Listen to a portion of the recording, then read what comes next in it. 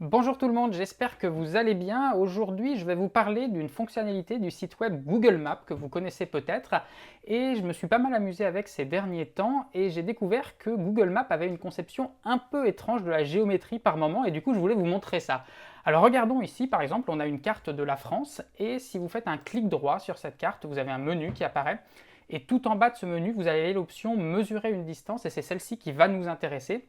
Donc vous cliquez dessus et à partir de là, eh bien, vous pouvez tracer un chemin sur la carte comme ceci. Et la longueur de ce chemin est indiquée dans le petit cadre qui est apparu ici en bas de l'écran. Donc vous voyez marqué distance totale 1112 km.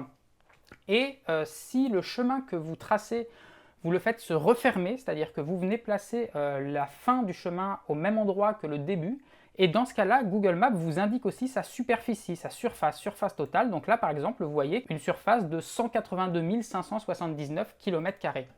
Et c'est cette fonctionnalité, la fonctionnalité de surface, qui par moment donne des choses assez étranges et déroutantes.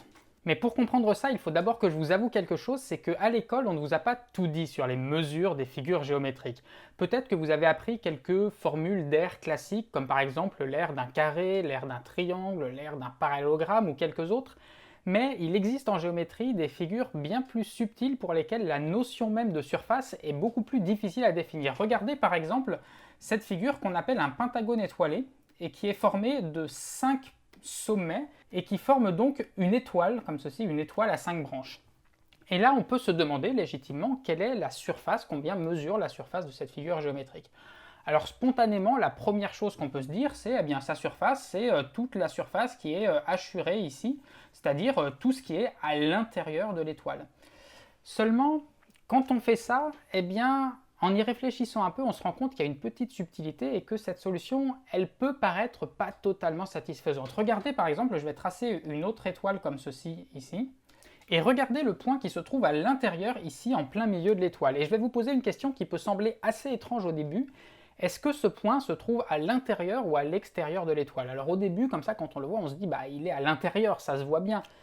Mais regardez, si on réfléchit comme ça, prenons un autre point, celui-ci, qui lui se situe clairement à l'extérieur de l'étoile.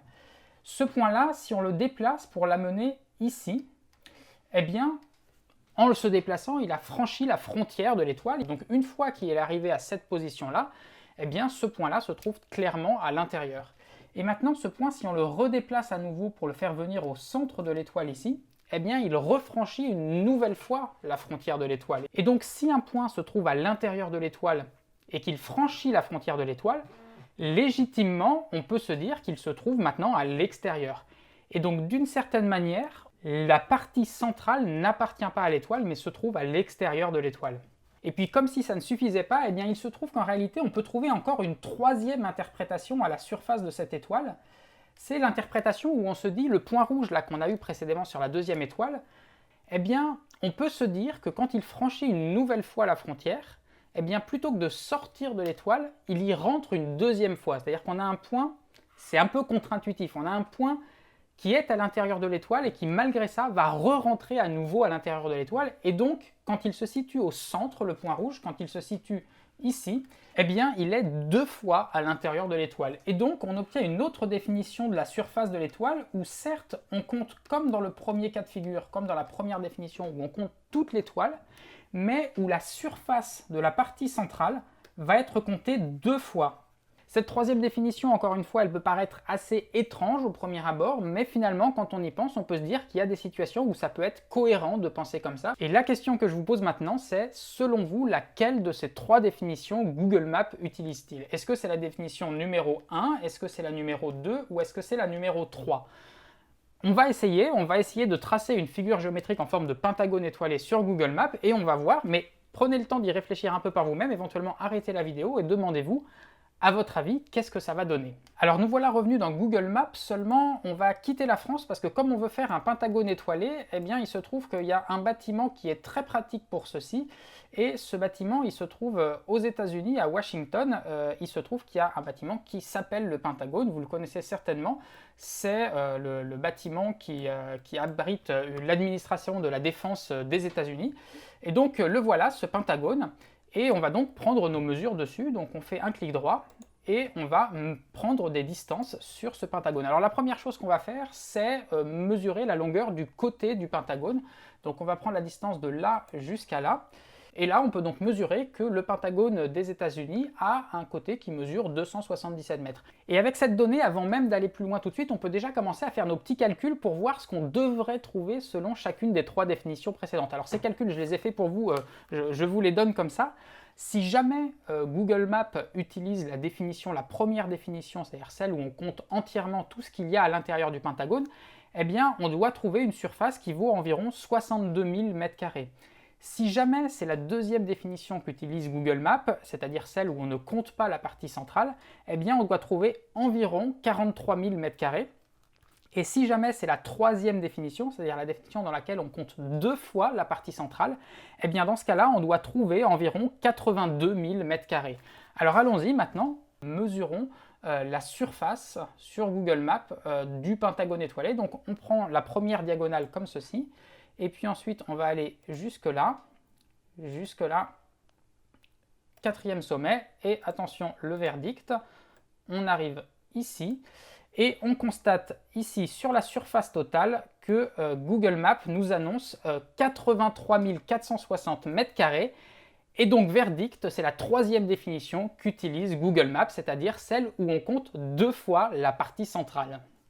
C'est quand même assez étrange et je dois avouer que moi, quand j'ai vu ça pour la première fois, j'ai été assez surpris parce que certes, cette troisième définition du pentagone étoilé est assez élégante et vraiment très agréable à considérer mathématiquement, mais on peut vraiment se demander à quel point c'est pertinent de l'utiliser pour faire des mesures concrètes, comme c'est le cas sur une carte et donc dans Google Maps. Et d'ailleurs, une fois qu'on a constaté ça, on peut faire quelques autres expériences sur le même type. Par exemple, imaginez qu'on se rende à un endroit où on peut mesurer quelque chose de carré. Alors on peut aller, par exemple, histoire de voyager un peu, on peut aller du côté des pyramides en Égypte. Et on va se demander si on peut mesurer la surface de la base des pyramides. Donc voici la pyramide de Khéops, et on va utiliser notre outil de mesure, et on va mesurer la surface du carré de base, comme ceci. Donc voilà, on a le résultat qui s'affiche ici, on nous dit surface totale 48 510 m².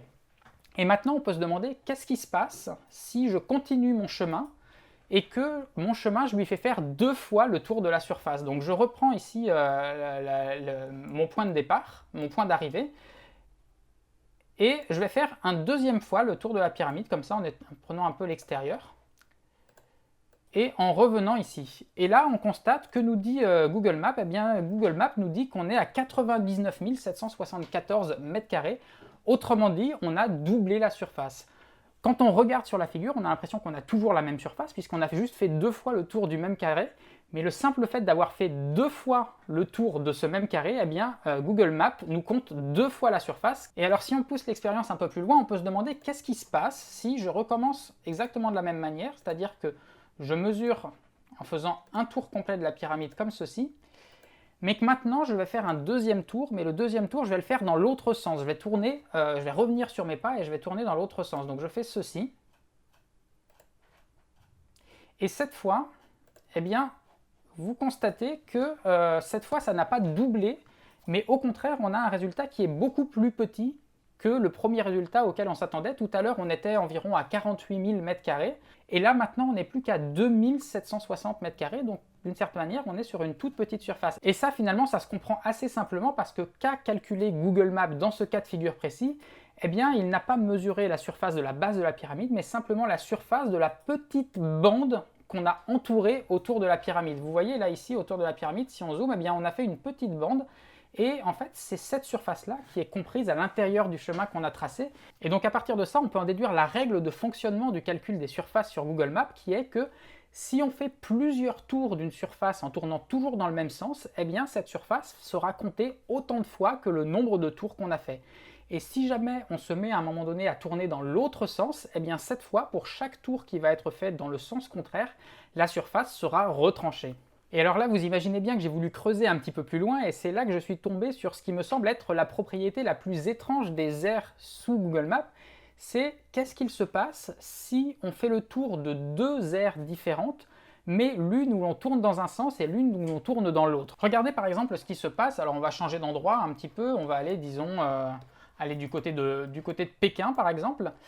Et regardons ce qui se passe si on prend deux quartiers de Pékin, le prenons au hasard par exemple ici, et qu'on commence par calculer la surface d'un de ces deux quartiers.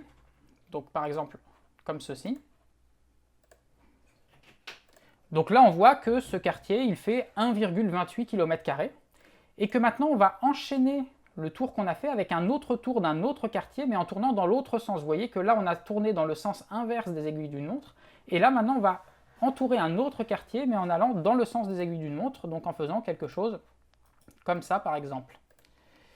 Et là, vous voyez que, assez curieusement, on est retombé à 291 000 m², ce qui est moins d'1 km². 1 km², c'est 1 million de mètres carrés. Et si on adapte un petit peu un des points sur lesquels on est, eh bien vous voyez que même on peut faire diminuer encore ce résultat. Là, on n'est plus qu'à 173 000 m². On va monter encore un petit peu. Hop, on va zoomer sur ce point-là. Et vous voyez que là, ce point, je l'entraîne vers le haut, donc je suis d'une certaine manière en train d'augmenter la surface du quartier que je mesure. Et pourtant, si on regarde la distance totale, eh bien on voit qu'elle diminue, elle diminue, elle diminue. Là, on est arrivé plus qu'à 5000 m². On va zoomer encore un petit peu plus. Et là, on n'est plus qu'à 130 m². Hop, on va revenir un peu en arrière. Là, 111 m². Donc 111 m², c'est probablement la taille d'un très grand appartement, mais ce n'est pas la taille de deux quartiers entiers de Pékin.